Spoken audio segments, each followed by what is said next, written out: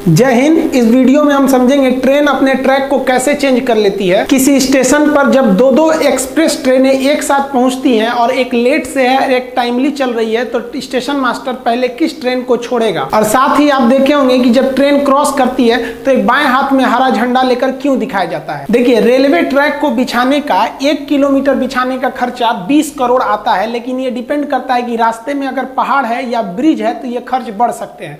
इस ट्रैक को बनाने के बाद अगर आप चाहते हैं कि इसको इलेक्ट्रिक से चलाएं तो एक्स्ट्रा इलेक्ट्रिफिकेशन का खर्चा 1 करोड़ रुपए प्रति किलोमीटर आता है। देखिए, जो लोहे की पटरी गई है ना, उसको हम लोग कहते हैं रेल। इस रेल पे चलने वाली गाड़ी को कहते हैं रेलगाड़ी। अब ये रेल को ऐसे ही बिछा देंगे तो धंस जाएगा। तो इसको आप पढ़े होंगे कि एरिया बढ़ा दीजिएगा तो प्रेशर कम लगता है। तो एरिया बढ़ाने के लिए इसके नीचे स्लीपर बिछाते हैं। पहले ये स्लीपर लकड़ी के हुआ करते थे, लेकिन बरसात में वो सड़ जाते थे, तो बाद में सीमेंट के स्लीपर को लाया गया। तो ये बीच में जो बिछाए गए स्लीपर है, एक रेलवे में जो ट्रेन में स्लीपर होता है सोने वाला वो अलग है, ये लोहे का हो गया रेल, ये स्लीपर। रेल और स्लीपर को आपस में जोड़े रखने के लिए हम यहाँ पर एक क्लिप का प्रयोग करते हैं जो इस तरह से राउंड शेप में घुसा हुआ है, और क्लिप को फास्टनिंग द्वारा कस दिया जाता है। तो ये फास्टनिंग डिवाइस हो गया। रेल ट्रैक के किनारे बड़े बड़े पत्थर बिछा दिया जाता है। इन पत्थरों को हम बैलेस्ट कहते हैं। ये पत्थर कई रीजन से बिछाए जाते हैं, क्योंकि आप ट्रैक को तो ऐसे बिछा दिए हैं, लेकिन उसमें मजबूती कहाँ है? कहीं से बांधे हैं उसको, कहीं से सीमेंट से ढलैया किए हैं? नहीं, तो वो इधर उधर पूरा ट्रैक इधर से उधर हो जाएगा ट्रेन के लोड से, इसलिए वो इधर उधर ना घस के हम लोग क्या करते हैं, ट्रैक पर पत्थर बिछा देते हैं ताकि उसको एक जगह शेप मिल सके। साथ ही पत्थर बिछा देने से ट्रैक के नीचे की मिट्टी बरसात में खिसक के नहीं निकलती है, वरना दुर्घटना हो जाएगा। बैलेस्ट बिछा देने से इस ट्रैक पर जंगल झाड़ घास वगैरह भी नहीं निकलते हैं। लेकिन यह बैलेस्ट जो होता है ट्रेन की दबाव से नीचे से फूटने लगता है, जिसे बार बार मेंटेनेंस की जरूरत होती है। बैलेस्ट पर आप 200 किलोमीटर प्रति घंटा की रफ्तार से ज्यादा ट्रेन को नहीं ले जा सकते हैं, वरना बैलेस्ट कंपन करके हट जाएगा, ट्रैक से दुर्घटनाग्रस्त हो जाएगा। इसलिए इस बैलेस्ट की जगह पर हम कंक्रीट बैलेस्ट का प्रयोग करते हैं। पूरे सीमेंट की ढलैया कर देते हैं और उसी में ट्रेन को क्लिप फास्टनर से रेल को कस देते हैं। बुलेट ट्रेन चलाने के लिए आपको इसी कंक्रीट बैलेस्ट की जरूरत पड़ेगी। इस ट्रैक पर बुलेट ट्रेन ले ही नहीं जा सकते हैं। इस इमेज में देखेंगे तो बुलेट ट्रेन के आगे तो जो ट्रैक है उस पर तो बैलेस्ट पत्थर फेंका हुआ है। आप कहेंगे कि हम झूठ बोल रहे थे। देखिए, जब बुलेट ट्रेन स्टेशन पर खड़ी रहती है तो वहां पर बैलेस्ट बिछा सकते हैं, क्योंकि स्टेशन के पास स्पीड ज्यादा नहीं होती है या डिपो में स्पीड ज्यादा नहीं होती है। लेकिन आगे के लिए आपको इसे कंक्रीट देना ही पड़ेगा। दिल्ली मेट्रो देखेंगे तो दिल्ली मेट्रो का स्पीड ज्यादा नहीं है, फिर भी उसे कंक्रीट बैलेस्ट पे ही ले जाया जाता है, जिसका रीजन यह है कि दिल्ली मेट्रो ब्रिज से ज्यादातर गुजरी है, और अगर इस पे पत्थर रखेंगे तो वो पत्थर नीचे गिरेगा तो किसी का सर फोड़ सकता है, वाइब्रेशन के कारण वो गिर सकता है। लेकिन वही दिल्ली मेट्रो जब जमीन पर चलती है, कहीं कहीं वो जमीन पे है, कहीं सुरंग में है, कहीं ऊपर है, तो जब जमीन पे चलती है, डिपो में चलती है, तो देखिए वहां पर भी आपको बैलेस्ट ही मिलेगा, पत्थर ही मिलेंगे। रेलवे ट्रैक के किनारे आप देखे होंगे जो बैलेस्ट जमा किए जाते हैं वो ट्रेपेजियम के शेप में जमा किए जाते हैं, जिससे कि रेलवे को अपने बैलेस्ट चोरी होने से पता चल सके। उस ट्रेपेजियम के साइड में व्हाइट कलर के चूना से पेंट कर दिया जाता है, और साथ ही ट्रेपेजियम का एरिया निकाल के हम बैलेस्ट के भी पता कर सकते हैं कि कितना मात्रा है बैलेस्ट का। रेलवे स्टेशन पर आप मेन लाइन के किनारे इस तरह से लोहे की पटरी को देखे होंगे कि कुछ मात्रा में फंसा दिया जाता है और 1-2 फीट बाहर निकाल दिया जाता है। ये इसलिए किया जाता है ताकि अगर हाई स्पीड से कोई ट्रेन जा रही है और बाई दी वो एक्सीडेंट करके गिर गई तो रगड़ाते हुए आगे ना बढ़े, बल्कि इसी में फंस के यही रुक जाए और दुर्घटना को कम किया जा सके। लोहे के जो रेल होते हैं वो कारखाने में बनते हैं तो 10-20 किलोमीटर लंबे नहीं बनते, वो सेक्शन टुकड़े में बनते हैं। उन्हें हम वेल्डिंग करके जोड़ देते हैं। पहले थर्मल वेल्डिंग से इसे जोड़ा जाता था। फिजिक्स के चैप्टर वेल्डिंग में हम आपको पढ़ा देंगे कि कितने तरह की वेल्डिंग होती है। इस वेल्डिंग के द्वारा इसमें काफी ज्यादा स्मूथनेस आ जाती है, बहुत ही स्मूथ हो जाता है। लेकिन रेल ट्रैक को पूरे यहाँ रास्ते भर में एक ही नहीं जोड़ा जाता है, क्योंकि गर्मी के दिन में लोहा फैलता है। फैलने की वजह से अगर एक ही रेल रहेगा तो मुड़ जाएगा और ट्रेन दुर्घटनाग्रस्त हो जाएगी। इसलिए कुछ जगह पे उसे काट कर हल्का सा गैप छोड़ देते हैं। अब इस हल्का सा गैप से अगर ट्रेन जाएगी तो ये इधर उधर भाग जाएगा, तो इसके साइड में एक फिश प्लेट जोड़ दिया जाता है। तो ये साइड में जो जोड़ा गया है ये फिश प्लेट है, और ये फिश प्लेट को एकदम चिपका के इसमें नहीं, इसमें खाली जगह छोड़ना चाहिए ताकि गर्मी के दिन में फैलने का जगह मिले। देखिए, ठंडी के दिन में सिकुड़ गया है, गर्मी के दिन में देखिए एकदम चिपक गया है। यहाँ भी ये साइड में फिश प्लेट लगा हुआ है, तो जो 1-1.5 फीट का लगा है ये क्या है, फिश प्लेट है। इसमें खाली जगह दिया जाता है। आप फिजिक्स में पढ़े होंगे थर्मल एक्सपेंशन, और थर्मल एक्सपेंशन में जो सीधे बढ़ता है उसे लीनियर एक्सपेंशन या रेखीय प्रसार कहते हैं। आप रेलवे ट्रैक पर इस तरह जालीनुमा आकृति देखे होंगे, इसे हम लोग रेल प्रोटेक्शन वार्निंग सिस्टम यानी TPWS कहते हैं। ये क्या करता है, ये सिग्नल से पहले लगाया गया रहता है ताकि ये ट्रेन के स्पीड को रोक सके। जैसे मान लीजिए आगे सिग्नल येलो है, येलो में आपको 30 के स्पीड में जाना है और आपकी स्पीड 70 का है, तो तुरंत ये क्या करेगा, सेंसर लोकोमोटिव इंजन में मैसेज कर देगा, वो ब्रेक अप्लाई करके स्पीड को धीमा कर देगा। या मान लीजिए आगे का सिग्नल रेड है और इधर कोई 90 की स्पीड में ट्रेन लेके गया, तो ये समझ जाएगा सोच रहा है इतना तेज लेके जा रहा है, ठोक देगा आगे जाके, रोक दो इसको, तुरंत मैसेज कर देगा कि आगे सिग्नल रेड है, तो ब्रेक अप्लाई करके ट्रेन को रोके देगा। वहां पर रेल ट्रैक के किनारे आप इस तरह से सफेद पत्थर देखेंगे, इस पे कुछ अंक लिखा रहता है। जैसे मान लीजिए यहाँ लिख दिए 781/7। ये क्यों लिखा रहता है, ये ड्राइवर के लिए लिखा रहता है कि अगर ड्राइवर ट्रेन को लेके जा रहा है और उसे ट्रैक में कोई गड़बड़ी दिखाई देती है, तो उसे गांव शहर का पता नहीं रहता है कि कहां से गुजर रहे हैं, तो वो तुरंत इसी नंबर को देख के इन्फॉर्म करता है कि 781/7 के पास हमने एक गड़बड़ी देखा था, आप उसको तुरंत ठीक कीजिए। वरना ड्राइवर को क्या पता कि किस गांव से निकला है वो। साथ ही इस पत्थर को थोड़ी दूरी पर लगाया जाता है ट्रैक के, ताकि इससे भी ये भी पता चल जाए कि कहां तक रेलवे की जमीन है। इस पत्थर के अंदर का जमीन रेलवे का, बाहर की जमीन वह गांव की जिसकी जमीन है उसकी हो जाती है। देखिए रेलवे में जो हम एक शहर से दूसरे शहर जाते हैं वो मेन लाइन के थ्रू जाते हैं, ये मेन लाइन सीधे गई रहती है। लेकिन जब स्टेशन पे ट्रेन आती है तो ये कई सारे लूप लाइन के थ्रू आती है। इस लूप लाइन पे हम आराम से चढ़ सकें इसलिए इसके किनारे प्लेटफॉर्म बना दिए जाते हैं। तो मेन लाइन से जहां लूप लाइन चालू होता है उसे हम कहते हैं स्टेशन सेक्शन, यहां की जिम्मेदारी स्टेशन मास्टर की होती है। इसके बाहर जब मेन लाइन चला जाता है उसे कहते हैं ब्लॉक सेक्शन। उसके ट्रेन किधर गई ये स्टेशन मास्टर को नहीं पता है, ये कंट्रोलर को पता होता है। कंट्रोलर ट्रेन को ले आता है ब्लॉक सेक्शन से मेन लाइन के थ्रू और यहां पर स्टेशन मास्टर को हैंडओवर कर देता है कि तुम अपने हिसाब से प्लेटफॉर्म देखो कौन सा लूप लाइन खाली है और वहां ट्रेन को ले लो। तब स्टेशन मास्टर पॉइंट मशीन द्वारा इसके ट्रैक को चेंज करता है, कैसे पटरी चेंज करता है उसे अपने प्लेटफॉर्म पर लेता है। देखिए यहां लूप लाइन में एक खतरा हो सकता है। मान लिया कि ये मेन लाइन है, इस मेन लाइन से कोई ट्रेन आई है और इधर लूप लाइन में गई, लूप लाइन में गई और ये जो इसका ड्राइवर है ये पहले ही रोक दिया थोड़ा आगे अपने हिसाब से कि भैया हम रोक दिए, और ये ट्रेन लंबी होने की वजह से इसका पिछला हिस्सा अभी मेन लाइन पर ही है। अब आप बताइए इसका पिछला हिस्सा मेन लाइन पर है और आगे से कोई ट्रेन आ रही है, स्टेशन मास्टर उसको कहा कि भाई तुम्हारा स्टॉपेज यहाँ नहीं है, तुम सुपर फास्ट हो निकलो यहाँ से, तो ये यहाँ से आएगी या धड़ाक से इसके पिछला हिस्सा को मार के तोड़ के निकल जाएगी। तो इसको जरूरी है कि कोई भी ट्रेन प्रॉपरली लूप लाइन के अंदर घुस के स्टेशन सेक्शन पे खड़ी रहे, न कि मेन लाइन पे खड़ी रहे। तो इसकी पहचान कैसे किया जाएगा, तो गार्ड इसकी पहचान करता है। गार्ड को कैसे पता चलेगा कि हाँ भैया हम प्रॉपर स्टेशन पे घुस चुके हैं, तो इसके लिए वहां एक FM लिखा रहता है जिसे हम कहते हैं फॉलिंग मार्क। आप देखे होंगे ट्रेन के ट्रैक के किनारे, तो जो गार्ड का डिब्बा है वो इस FM के अंदर रहना चाहिए। अगर इस FM के बाहर है तो समझ जाइए वो ससुरा लूप सेक्शन पे नहीं है, वो मेन लाइन पे है, कोई ना आगे पीछे आके इनको तूर के चल जाएगा। कभी कभी आप देखे होंगे कि ड्राइवर जो होता है ना ट्रेन का, वो पहले ही ब्रेक लगा देता है और गार्ड से कहता है चेक करिए तो क्या है, तो गार्ड देखता है FM किधर है, देखता है अरे ससुरा FM तो अभी अगवे है, कहते हैं आगे ले आगे ले आगे ले, अभी ठोक देगा कोनो पीछे से ले आके। तो ड्राइवर जो होता है ना फिर ट्रेन को थोड़ा दूर चला के रोक देता है, तो प्लेटफॉर्म के लोग घबरा जाते हैं, ये माई चला दिलो रे, अरे भाई वो अभी एडजस्ट कर रहा है।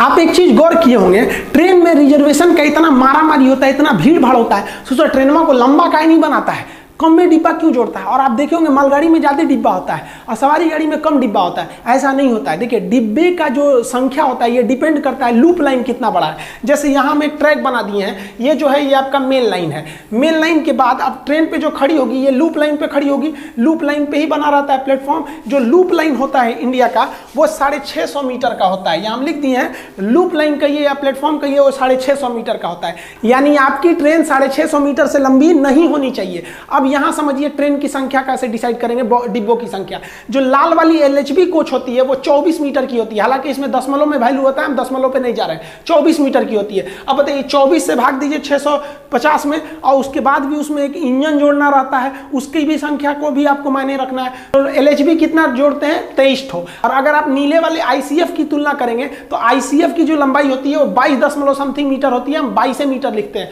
अब इस 22 मीटर से आप भाग देंगे 650 में और फिर उसमें एक एक्स्ट्रा 20 मीटर जगह छोड़िएगा इंजन के लिए, तो वो 24 से 25 बॉगी के लिए फिट होता है इस लूप लाइन पे। इससे ज्यादा बढ़ाएंगे ना तो सोच रहा है लूप लाइन के बाहर चल जाएगा, फॉलिंग मार्क के पीछे गार्ड का डिब्बा रहेगा, मारेगा कोनो पीछे से धोके चल जाएगा। तो सोच रहा मालगाड़ियां का इसे लंबा जोड़ लेती है। तो देखिए मालगाड़ी में 2 तरह के ज्यादा डिब्बों का प्रयोग होता है, इस पर हम एक अलग वीडियो बना चुके हैं, आप देख सकते हैं उसको। जो खुले डिब्बे वाले होते हैं उसे कहते हैं बॉक्सेन। तो बॉक्सेन जो होते हैं सब, उसकी जो लंबाई होती है वो 10 मीटर होती है। अब 10 मीटर लंबाई होने की वजह से आप 650 में भाग दीजिएगा, थोड़ा सा जगह छोड़ दीजिएगा इंजन के लिए, तो ये 60 से 64 यानी लगभग 62 डिब्बा को जोड़ सकता है। इसलिए लगता है बाप रे बहुत लंबा है। लंबाई सेम है, बस डिब्बा ज्यादा है क्योंकि डिब्बा छोटा है।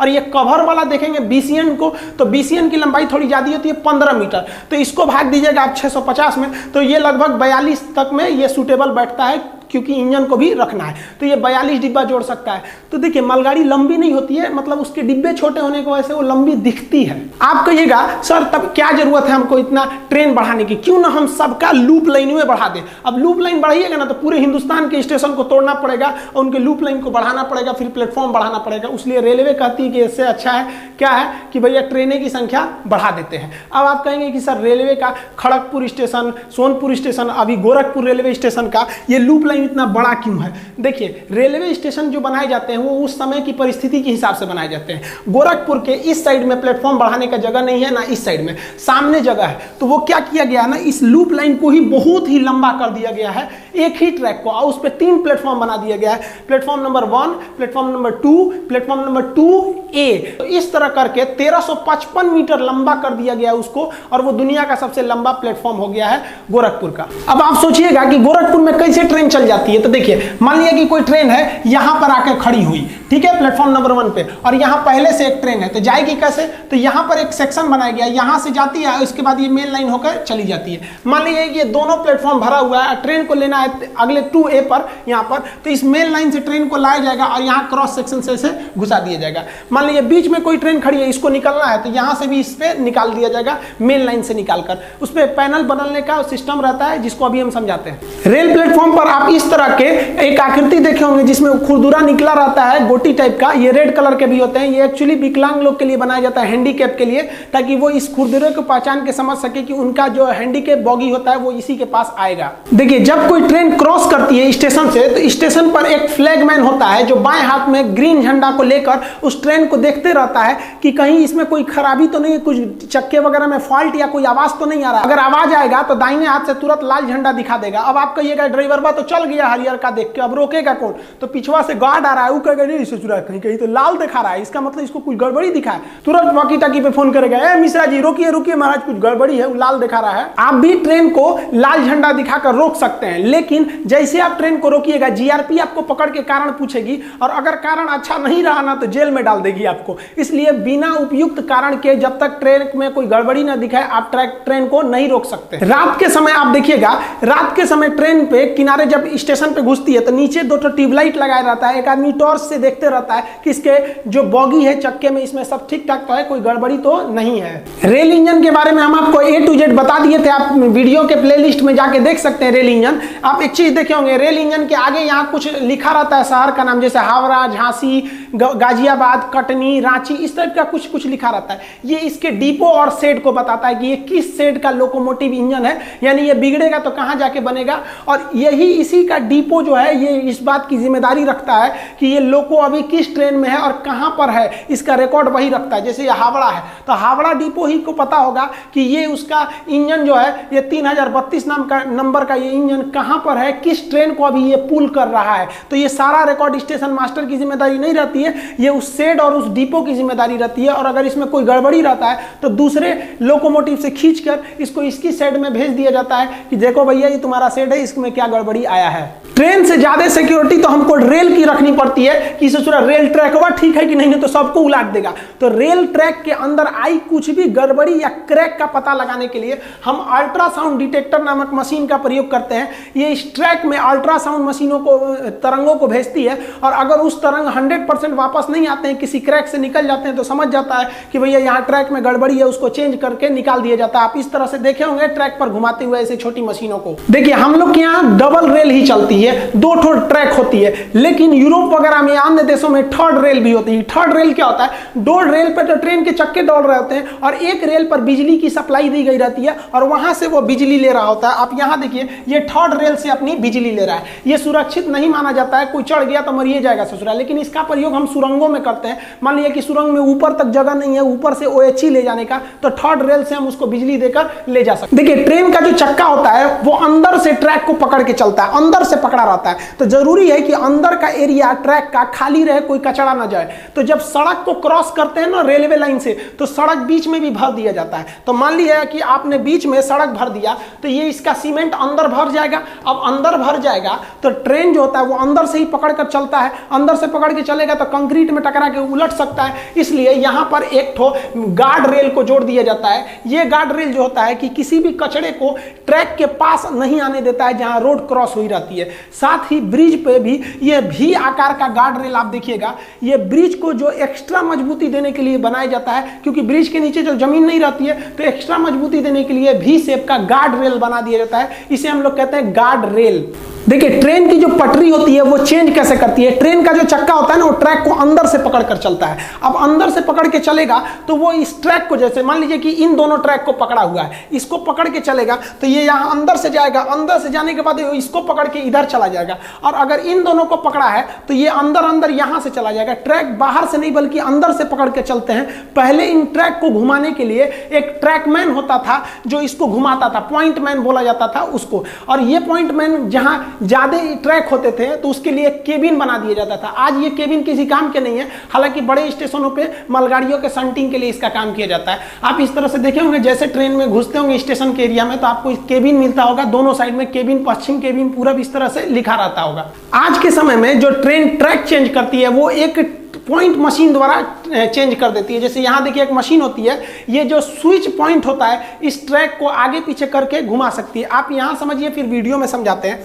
ट्रेन जो होता है उसका चक्का वो अंदर से पकड़ के चलता है ट्रैक को। अब यहाँ देखिए ट्रेन का चक्का ये अंदर की ओर एक्स्ट्रा निकला हुआ है इतना, तो ये जो होता है एक्स्ट्रा निकला हुआ ये अंदर से पकड़ लेता है ट्रैक को। अब देखिए ये ट्रैक जहाँ जाएगी ना वहीं ये ट्रेन जाएगा। ट्रेन में स्टीयरिंग नहीं होती है। ट्रेन का चक्का पटरी को अंदर से पकड़ लिया है, अब पटरी जिधर जाएगी ट्रेन उधर जाएगी। अब आप बताइए, यहां से अगर इसको पकड़े हुए हैं और यहां से इसको पकड़े हुए हैं अंदर से, तो आप बताइए यहां अंदर से पकड़ेगा तो ये वाली ट्रैक तो साइड में है, इसको तो पकड़ ही नहीं पाएगा, तो ये सीधे निकलेगा इस ट्रैक के थ्रू यहां से सीधे। और यहां देखिए यहां आ गया है तो ये अंदर से इधर वाली ट्रैक को पकड़ लेगा और इधर वाली ट्रैक को पकड़ के ये इधर से घूम जाएगा। समझ में आया? लेकिन अगर वही हिस्सा अगर हम कहेंगे इसमें कि अगर हम इसका पॉइंट चेंज कर दे, इसको उधर सटा दे, तो ये वाला इधर से हट जाएगा तो ये इधर चला जाएगा और ये वाला इस ट्रैक पर आ जाएगा। देखिए ट्रेन में जब एक सिंगल लाइन होता है, मेन लाइन डबल ना होके एक ही सिंगल लाइन होता है, तो प्लेटफॉर्म से जब ट्रेन को छोड़ा जाता है तो बीच में एक ही ट्रेन को छोड़ सकते हैं, क्योंकि बीच में डबल रास्ते नहीं है आने जाने के लिए। तो ऐसी स्थिति में ट्रेन को क्रॉसिंग कराया जाता था। जैसे मान लीजिए आगे से कोई ट्रेन छोड़ दिया है तो किसी ट्रेन को आप स्टेशन पर रोक के रखिए जब तक कि वो आगे से क्रॉस ना कर जाए, तो इसे क्रॉसिंग कहते हैं। टेक्निकल भाषा में एग्जिंग कहते हैं। जैसे यहां देखिए ये ट्रेन खड़ी है, यहां पर इसको रोक के रखा गया जब तक कि ये मेन लाइन से ये वाली ट्रेन आगे से क्रॉस न कर जाए। जब किसी ट्रेन को प्लेटफॉर्म पर खड़ा कराकर सिंगल लाइन के होने की वजह से आगे से क्रॉस करा दिया जाता है, उसके बाद इसको भेजते हैं, तो इसे हम लोग एग्जिंग या क्रॉसिंग कहते हैं। टेक्निकल भाषा में एग्जिंग, हम लोग कहते हैं क्रॉसिंग। लेकिन आज के समय में डबल लाइन है, आने वाला रास्ता अलग है, जाने वाला रास्ता अलग है। तो कोई ट्रेन सामने से आ रही है तो उसके लिए कोई रुकता ही नहीं है, बाईं वाली ट्रैक से चला जाएगा इधर वाला, उधर से आ जाएगा वो। तो डबल ट्रैक होने से क्रॉसिंग होती ही नहीं है, डबल ट्रैक होने से प्रेसीडिंग होने लगती है। कैसे कि मान लीजिए कोई ट्रेन आ गई, अब दोनों ट्रेनें एक साथ प्लेटफॉर्म पर आई हैं, अब स्टेशन मास्टर किसको छोड़ेगा? तो मान लीजिए एक पैसेंजर है, एक सुपर फास्ट है, तो पहले सुपर फास्ट को छोड़ देगा। सुपर फास्ट को ज्यादा वैल्यू दिया गया, तो किसी चीज को ज्यादा वैल्यू देना प्रोसीडिंग कहलाता है। तो इसको क्या कहते हैं? प्रोसीडिंग। मतलब एक कम वैल्यू की ट्रेन को रोककर एक ज्यादा वैल्यू की ट्रेन को पीछे से क्रॉस करा दीजिए, तो इसे प्रेसीडिंग कहते हैं। लेकिन क्या होगा जब सेम कैटेगरी की ट्रेन, जैसे मान लीजिए दो सुपर फास्ट एक साथ पहुंच जाए, अब इसमें किसको प्रेसीडिंग दीजिएगा भैया? कौन जाएगा पहले? तो इसमें जरूर कोई ना कोई लेट होगी। तो इंडियन रेलवे का हिसाब है कि लेट ट्रेनों का हिसाब रखना है कि किस स्टेशन पे कितना मिनट लेट हुई। अब मान लीजिए एक ट्रेन आई है, वो भी सुपर फास्ट है, दूसरी वो भी सुपर फास्ट, लेकिन एक लेट है, तो उस ससुरा का चार्ट अपने बनिए रहा है कि कहां कहां लेट हुई है। अब उसके चक्कर में दूसरकों को लेट करिएगा तो इसका भी लिस्ट बनाना पड़ेगा। इसलिए अगर सेम टाइम पे पहुंच गई नहीं है, या फिर जो लेट है वो पहले पहुंची है और जो टाइम से है वो बाद में आई है, तो क्या करेंगे, जो टाइम से आई है उसको क्या कर देंगे, प्रेसीडिंग कर देंगे, निकाल देंगे। भैया तुम निकल पहले, क्योंकि तुम्हारा हिसाब किताब नहीं हो रहा है, तुम टाइम से आई बकलो लेट हो गया, तू बाद में निकलियो। आई होप आप समझ गए होंगे ट्रैक के बारे में। किसी अन्य वीडियो में रेलवे में प्रयोग होने वाले जितने भी साइन बोर्ड है और सिग्नल का मतलब क्या होता है, डबल येलो पे स्पीड कितनी रहेगी, सिंगल येलो पे क्या होगा, ब्लू कलर के सिग्नल का मतलब क्या होता है, तो सिग्नली सिस्टम का प्रयोग बता देंगे। और कभी कभी आप देखे होंगे कि ट्रेन बिना मतलब है प्लेटफॉर्म पे 1 घंटा रोक देता है या बीच में रोक देता है, इस सब का मतलब क्या होता है, इसको कभी नेक्स्ट वीडियो में समझा देंगे। तब तक के लिए जय हिंद।